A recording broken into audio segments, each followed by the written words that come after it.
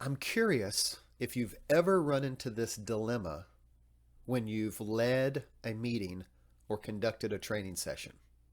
And that is where you ask a question and you get this response.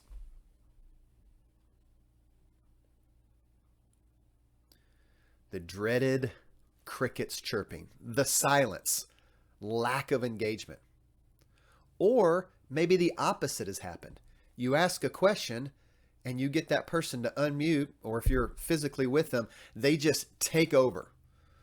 You know, they're the know it all, the storyteller. Well, back in 2008, let me give you some context, and you can almost sense the eye rolling that's coming virtually from all the other participants. Well, that's not uncommon.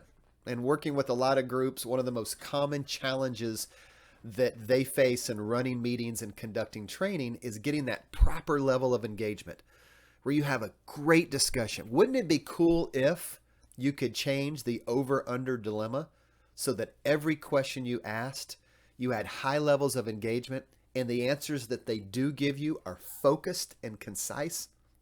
Wouldn't that be nice? So that when everyone left the meeting or the training, they said, wow, that was a great use of my time. My voice was heard. We made some great decisions and we accomplished everything on time and on purpose. Let me let you know, there's hope. I want to give you, in my opinion, what has been one of the greatest best practices that I've deployed that has helped transform the meetings and trainings that I conduct, because I do a lot of them. All of those are virtually, at least in this time period we're in. But this best practice works in person, but it really works virtually. And that is asking questions that generate a firestorm of focused and concise responses from all participants. Be pretty cool, right? All right, so here's how we do it. We use a 3-step process to ask a great question.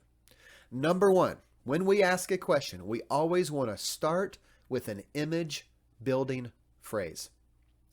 Using words like think about, imagine, consider, if. As soon as we say those words, and I'm not a neuroscientist, I don't know what happens, I just do it. Someone once told me years ago, stay stupid and you can lead great meetings. I said, okay, that's easy for me to do. I just follow the best practice. But I do know when we use words like think about or imagine, I'll do it with you right now. Think about the last vacation that you took. What is happening up here is we are beginning to visualize that experience. And so helping participants visualize the answer that you're looking for is a great way to make sure you're going to get that end result of balanced participation, focused participation, participation by everyone. So we use words like think about, imagine, consider, if. Then after we do that, then we want to, number 2, extend that image. So it might sound something like this. Think about the last time you went through a hiring process. Now, I want you to imagine all of those steps you had to go through, from the time you filled out the application to the first day you walked in the door for your new employee orientation. There were probably forms you had to fill out and people you had to talk with. So you see, I'm building this image. I'm building this case. And then step number 3, you want to ask the direct question. So what were those process steps you went through? And then put your phone on mute. Take a sip of water. Give them space to answer. So if you want to go from good to great, if you want to have higher levels of focused engagement in your meetings or in your training, practice the art and science of asking great questions. Well, how do we do that? We begin with an image building phrase, we extend that image, and then we ask that direct question. That best practice alone has revolutionized the meetings and training classes that I have to conduct. And that is only one of about 100 tips and best practices that I would love to share with you.